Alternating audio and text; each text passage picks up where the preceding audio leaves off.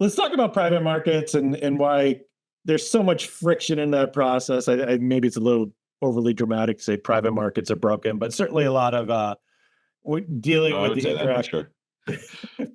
dealing on the LP side. Like it seemed like the markets have progressed in 1996 and everything's stuck in a document. What are some of the key points of friction family offices face in this important asset class?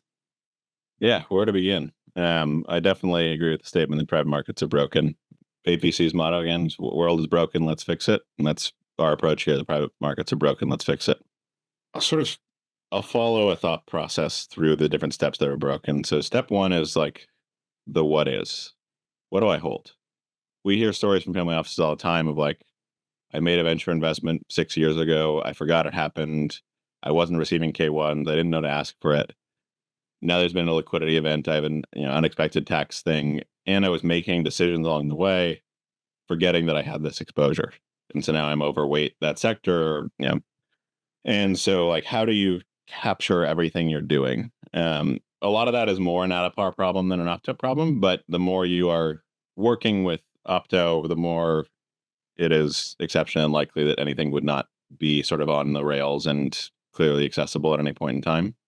And then we're also working with underlying opportunities, co-invest and managers to get really consistent reporting across different asset class types, different structures, so that you can compare things more apples to apples and make better decisions.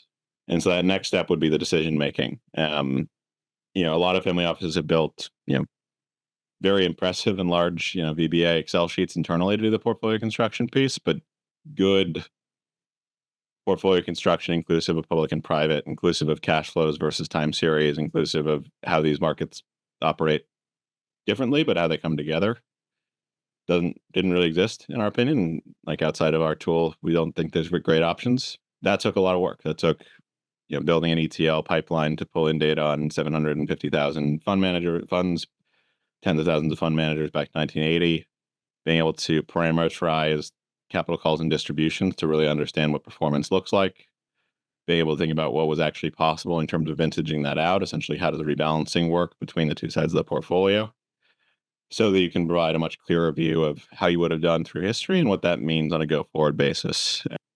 And so better decision-making at that level.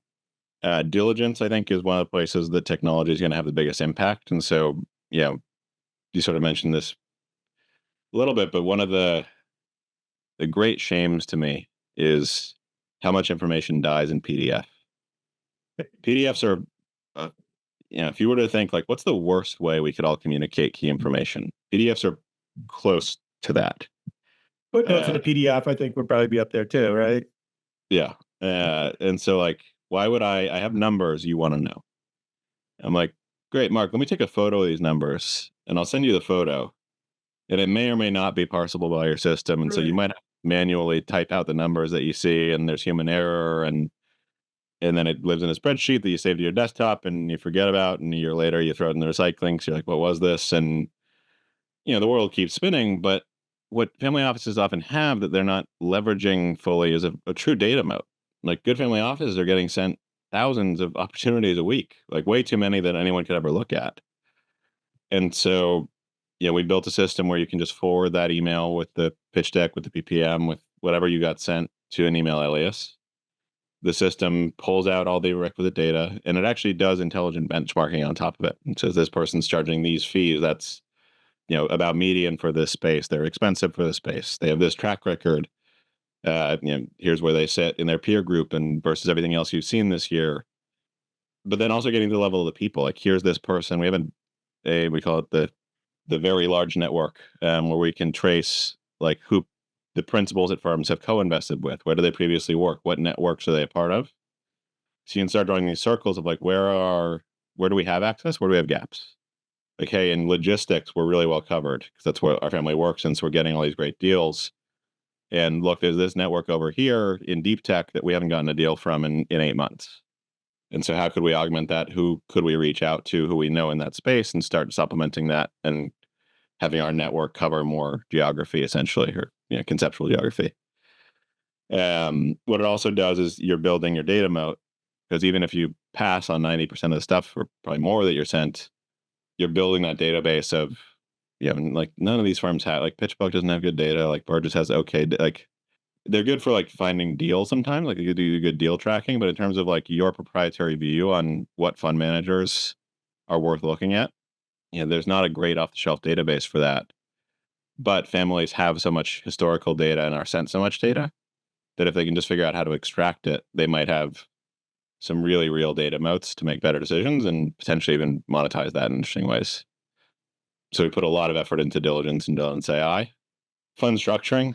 And so this is a long answer, but there's just a lot to fix in private markets. Right. No, at each stage, right, there's friction and inefficiencies in the process. So yeah, I mean, the next one being like how traditional legal world interacts with this. Like there's only so many ways to build a private fund. But if you walk into most law firms, they'll tell you like this is a fresh cloth. It's going to take us 20 hours. It's going to cost $100,000. It's going to take a month. Come on, guys. Like there's like a couple options really at the end of the day. And so we built a system we call Recorder where you put in 7 key inputs and it auto generates your legal docs in about an hour. And then, we still send that off to a great law firm for review, but that's 2 hours, not 20 hours. And you can have a fund up and running 2 days later versus a month and a half later. So for fast moving opportunities, those aren't off the table anymore.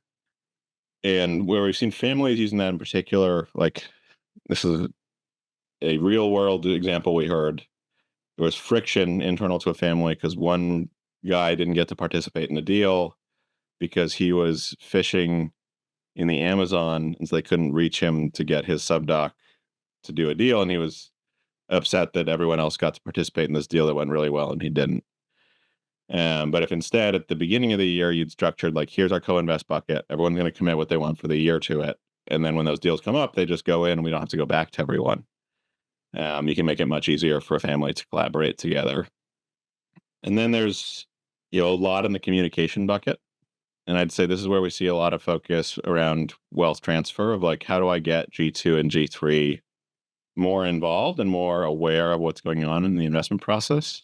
And, especially G3 probably wants to see it on their phone. Like, how do I go from paper processes to a digital portal where I can track what's being invested? Let's say G3, your granddaughter went to Stanford and she's an engineer and is in some interesting circles there. How do you carve off, to start maybe 2.5% of the portfolio for her to do some angel investing? All of that becomes possible when you have like digital rails to both communicate and invest on. And so really institutionalizing the whole family office investment process, allowing more people to participate with more of their, in the ways they want to, and also not losing time and data treating what can be automated processes as paper processes. Well, it's lots of work to be able to kind of take the kinks out of that process.